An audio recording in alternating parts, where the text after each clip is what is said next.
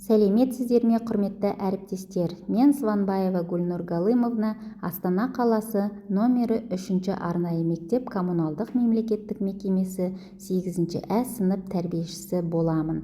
Назарларыңызға 8 наурыз мерекесіне орай өткізілген ашық тәрбие сағатымды ұсынамын.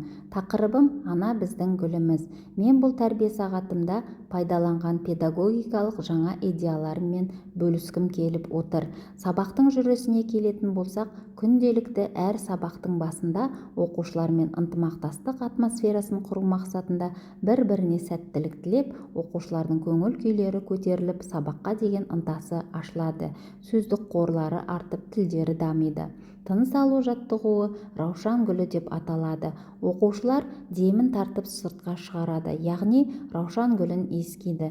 Тыныс алу жаттығулары денсаулықты жақсартуға, күйзелісті азайтуға, зейінді арттыруға көмектесетін өте пайдалы әдіс және жағымды-жағымсыз иістерді ажырата алатын болады.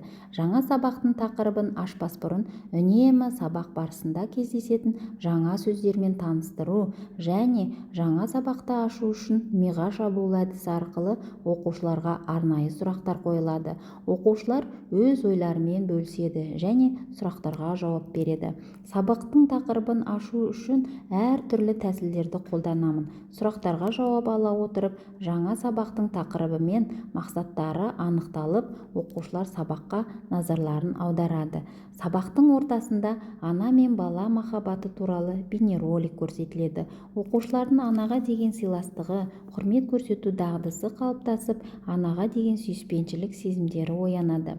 Оқушылардың қызығушылығын арттыру мақсатында тапсырма беру үшін WordWall программасын қолдандым. Осы бағдарламаны қолдану барысында оқушылардың есте сақтау қабілеті, тіл байлығы, сөздік қоры артты. Тапсырмада оқушылар мақал-мәтелдерді жалғастырады, тақтаға шығып орындайды. Және екінші тапсырма оқушылардың өз аналарына арналған құттықтау сөзі бар QR-кодты ашық хат таратылады. QR-кодты ашық хат дайындау үшін Mi-QR программасын қолдандым. Аналарына ерекше сезім сыйлау үшін оқушылар өздері дауысты хабарламамен құттықтау дайындайды. Бұл программаны қолдану кезінде көпшілік алдында сөйлеу, өз ойын еркін айту дағдылары қалыптасады.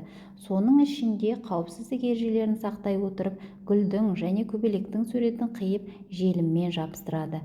Қағазбен жұмыс істету шығармашылық қабілетін дамытады, қолдың бұлшық еттерін күшейтеді және дәлдікті арттырады. Тапсырмаларды орындап болған соң сергіту сәтіне кезек келеді.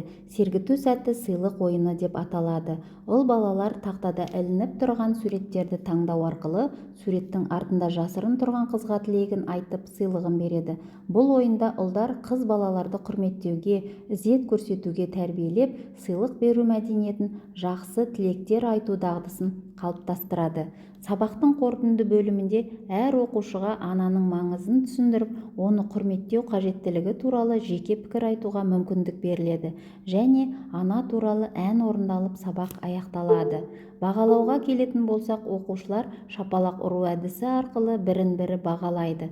Сонымен менің сабағымның тақырыбы өз мақсатына жетті деп айта аламын. Назарларыңызға рахмет.